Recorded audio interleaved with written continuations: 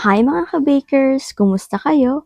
Ngayon naman ay gagawa tayo ng cheese bar. Handa na ba kayo?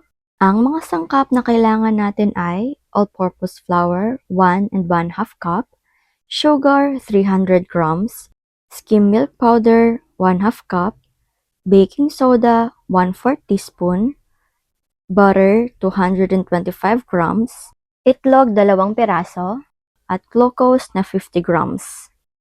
Atin nang ilagay ang ating butter at glucose at pagkatapos kailangan nating sindihan ang ating kalan dahil ito ay ating papalambutin.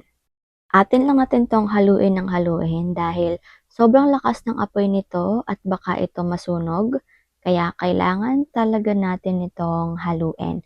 At isa pa, para kasi supabilis ang kanyang pagtunaw ay mas magandang haluin na natin.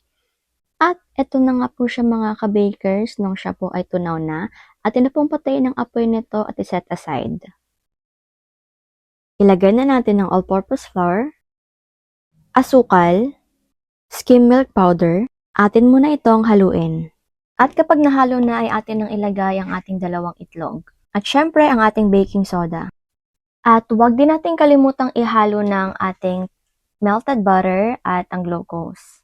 Pagkatapos naman ito ay atin na itong halu-haluin hanggang sa magsama-sama na ang mga ingredients na ating inilagay dito. At ang mixing time nga pala nito is 1 to 2 minutes po. At kapag ganito na po ang kanyang itsura ay okay na po ito mga ka-bakers.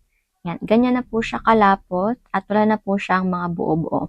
Kaya naman po atin na pong kunin ang ating molde na nilagyan po natin ng parchment paper or kahit na anong klase po ng papel basta po hindi po siya ganong kadikit. At ito naman po, natin na pong ilipat. At nga po pala, kailangan din po pala nating maglagay ng mantika sa likod ng ating parchment paper para po hindi siya dumikit sa mismong molde. At pagkatapos naman po itong ilipat mga ka-bakers ay atin na po itong pagpapantay-pantayin. Kailangan po ay even po ang kanyang kanto at saka po yung mga nasa gitna. At dahil tapos na po atin itong pagpapantay-pantay na atin na po siyang lalagyan ng ating cheese. Yung cheese nga po pala na nagamit dito is 50 grams lamang po. Pero yung tungkol naman po sa dami ay kayo na po ang bahala kung gaano po kadami ang ilalagay ninyo. Kayo na rin po ang bahala kung pwede nyo rin po na pong palitan kung wala pa kayong cheese. Pwede rin naman pong mani. Pero dahil cheese bar nga po ito ay cheese po ang ating ginamit. At eto na po ang kanyang itsura mga ka-bakers. Ayan na po ang ating finished product. Ready na po ito sa ating oven. At ang oven temperature nga po pala nito ay 160 sa taas, 200 sa baba, at baking time is 40 to 45 minutes. At yung size nga po pala ng ating pan is 8 by 8 by 2. Ito na po siya fresh from the oven. Ngayon naman po ay atin na po siyang lagyan ng sugar syrup. At atin na po itong palamigin. Dahil, yan na po ang kanyang itsura. Napaka-fresh, napaka-yummy. And after naman po, ito na po ang kanyang itsura nang malamig na po siya. Yan. At pwede na po natin itong tanggalin sa ating molde. Napaka-cutesy po niya agad, di ba? Sobrang sarap po talaga niyan. So anyways, mga ka-bakers, atin na po siyang tanggalin, no? At kailangan lang po is tanggalin po natin ang bawat edge niya at medyo galaw-galawin ng konti. Pagkatapos naman po ay atin na po itong itaktak at yan na po ang kanyang itsura, ang kanyang likod. Next naman po nito ay atin na po siyang itihaya ng sandali.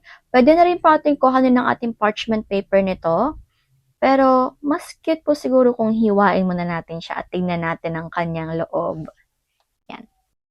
At syempre, ito na po ang kanyang finished product, mga ka-bakers. Napaka-cutesy, napakaganda, napaka-yummy, napaka-delicious. At mabentang-mabenta naman talaga. Lalo na sa mga mahilig sa cheese. Isa na po ako dyan, mga ka-bakers. Ayan na po ang kanyang itsura, napaka-delicious. Kaya naman, atin na siyang itest. Yan, tignan niyo po kung gaano po siya ka-moist, bagong-bago pa lang at nagmo-moist na agad. Kaya ano pa pong hinihintay niyo mga ka-bakers? Gawin niyo na rin. Salamat at congratulations sa ating lahat. Please take care.